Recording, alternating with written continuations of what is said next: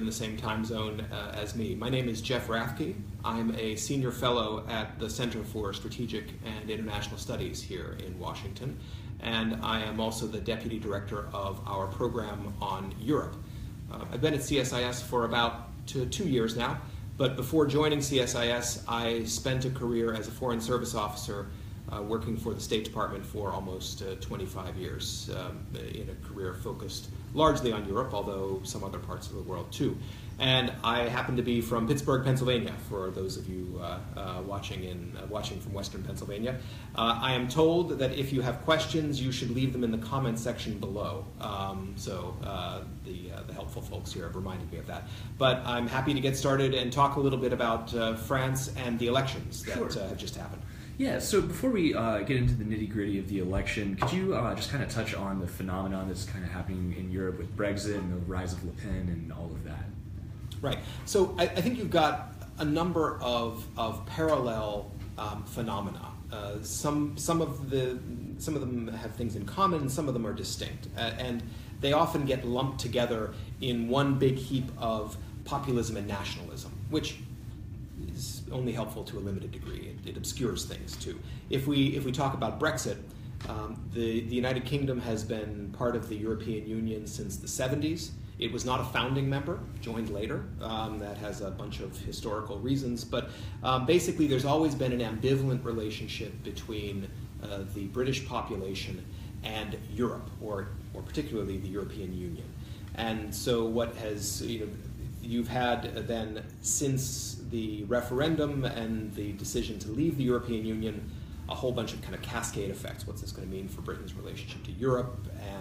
But what you haven't had is the rise of an extreme right, far right party that is now dominating politics.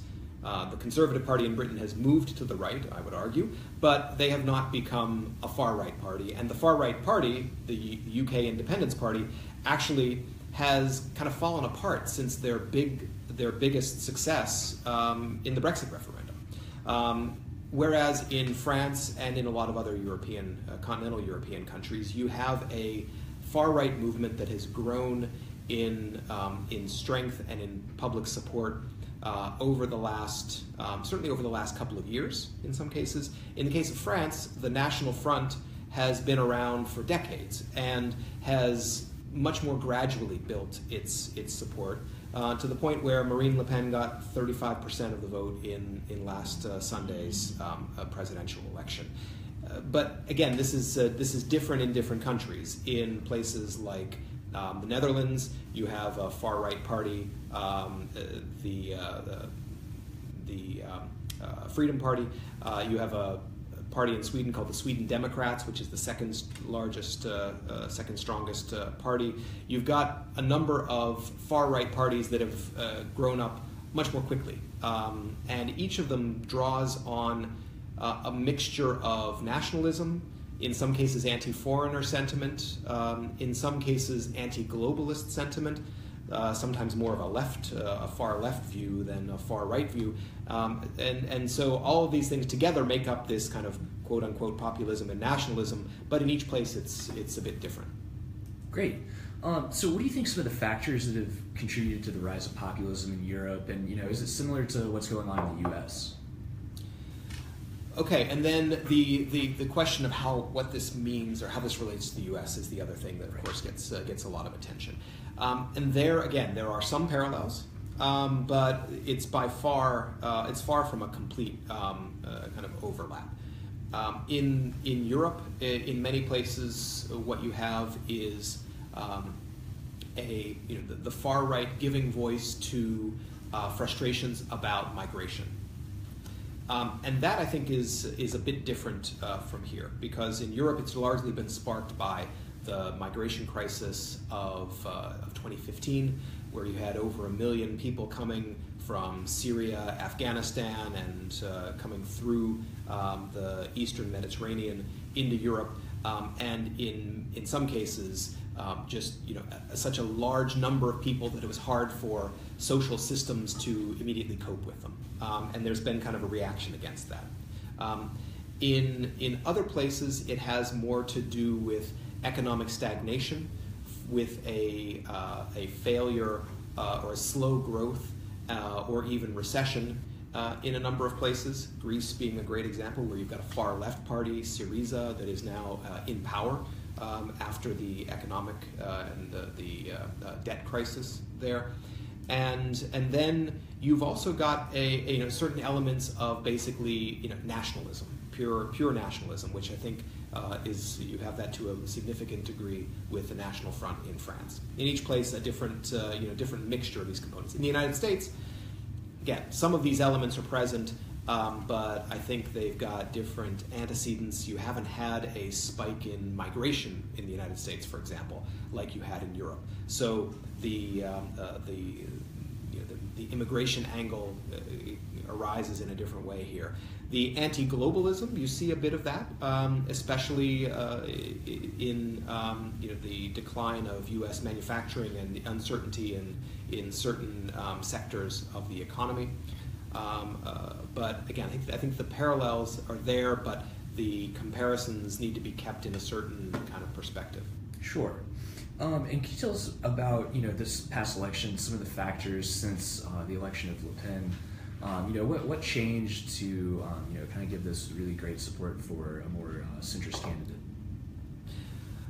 Well, so there are kind of two things that happened in France, and they sound almost contradictory, because on the one hand you had the winner of the election, Emmanuel Macron, who certainly was a centrist candidate. He talked about, on the one hand, reforming the economy, reforming the public services. So views that you often hear from the right in France, from the Republican, the Les Républicains party. On the other hand, he had a very liberal social policy that was very consistent with a lot of what you see on the center left. So he did fuse together elements of different centrist approaches, and as something of an outsider and somebody who had not spent an entire career in politics, is a fresh face that I think was attractive to lots of French voters. But at the same time, you have the National Front doing better than they ever have before in a presidential election. So at the same time that you have, you could try to say this is a resurgence of centrism in France, but if you say that, you're overlooking the fact that 45% of the voters in the first round voted for candidates that were decidedly anti-system. There was the National Front, which got just over 20%. There was the far left candidate, Jean-Luc Mélenchon, who got almost 20% of the vote. And then you had another right-wing candidate, Dupont-Aignan, who has a lot in common with Marine Le Pen, who got about 5%. So, I think this cleavage in French society between people who are upset with the system and then at the same time voting for a centrist who wants to reform that system but not destroy it is going to be one of the fundamental tensions in French politics going ahead for the next 5 years. Sure. And next, how does this change from Le Pen to Macron? What does this mean for Europe and the EU? That's that's a big question. The European Union has been it's been a favorite whipping boy of many European politicians. Certainly saw this in the case of the Brexit referendum, where British politicians, especially in the Conservative Party, for years had been blaming Brussels for lots of things that weren't always Brussels' fault, to be honest. But in the same way, you have a lot of politicians across Europe who understand the need for difficult decisions, but then once they've made those difficult decisions, they blame Brussels for them. There's always an element of that, but it's often kind of an easy scapegoat. And so how France reasserts its leadership role in the European Union, and how you reform the European Union to try to address this discontent that has spread across the continent is a big challenge. I think the first thing is, historically, Germany and France have been the two leading countries in shaping Europe. And so Macron has to find a way to work with Angela Merkel in Germany. They've got a fair amount in common, but they have different views on the economy, different views on austerity, and so I think that's going to be perhaps the crucial relationship as we move ahead. European leaders in pretty much every EU country have said, following the Brexit referendum, business as usual cannot continue. We need to change, but they don't quite agree on what the change is, and so that's the central challenge, I think, of the next 6 months, is for Germany and France, but the rest of Europe also, to coalesce around some reforms that will make Europe relevant again and regenerate some support among the public. Great. And does this election say anything about the future of traditional parties and new parties in both in Europe and in the United States? I mean, does this indicate anything that we might be able to expect in the future? The fact that Emmanuel Macron came almost out of nowhere to win the presidential election is remarkable. There's no doubt about that. It's the first time that's happened in French history. It has a little bit to do with some factors that were outside his control. On the one hand, you had some scandals that surrounded the center-right candidate Francois Fillon that probably suppressed his totals a bit.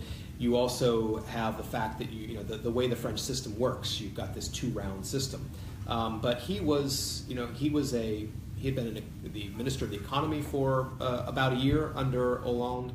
He resigned after difficulty getting through his labor market reforms, but pretty much is a guy without a party. He's creating his party as he goes along, and if he pulls it off, it will fundamentally reshape French politics.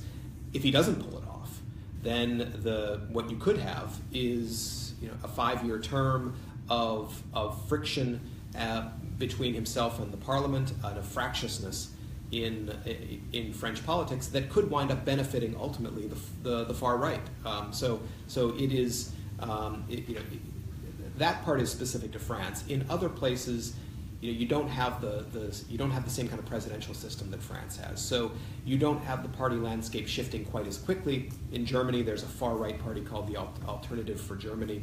They've been around the 10% level of support. They rose from negligible numbers a few years ago, but it happens more slowly in a lot of other places than it is right now in France. Sure. And can you tell us a little bit about what happened last weekend and how that influenced everything going on with the election as well?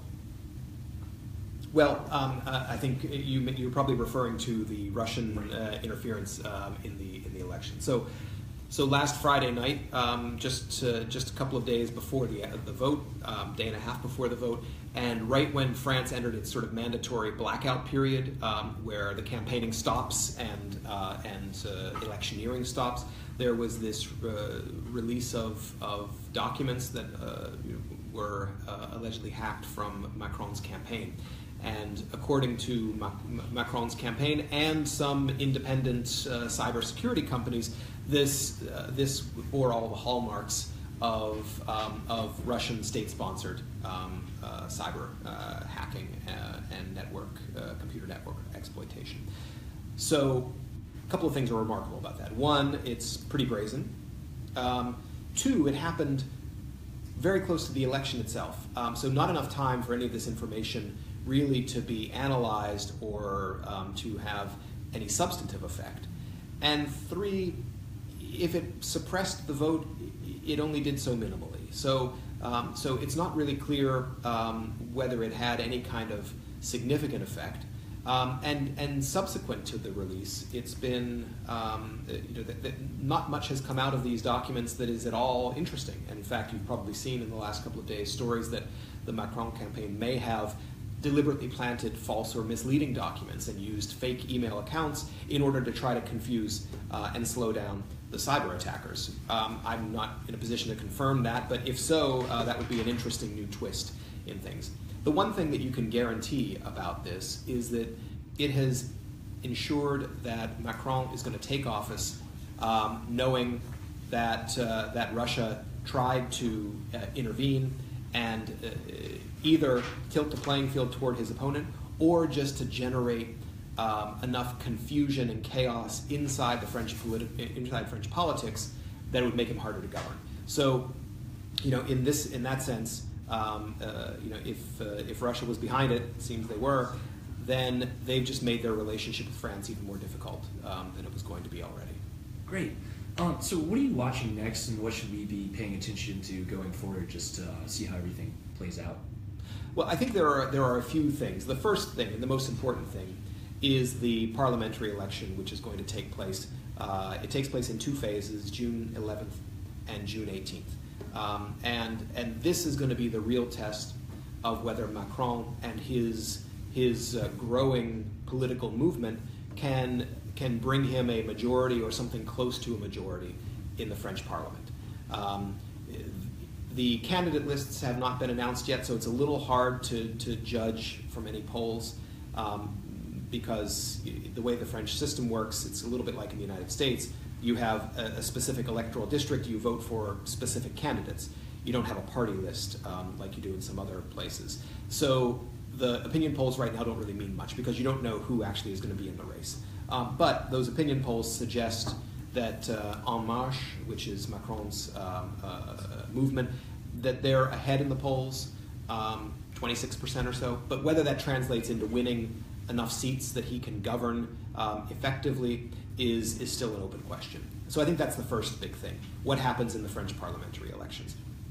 The next big things that come down the pike, you have the British general election, June 8th.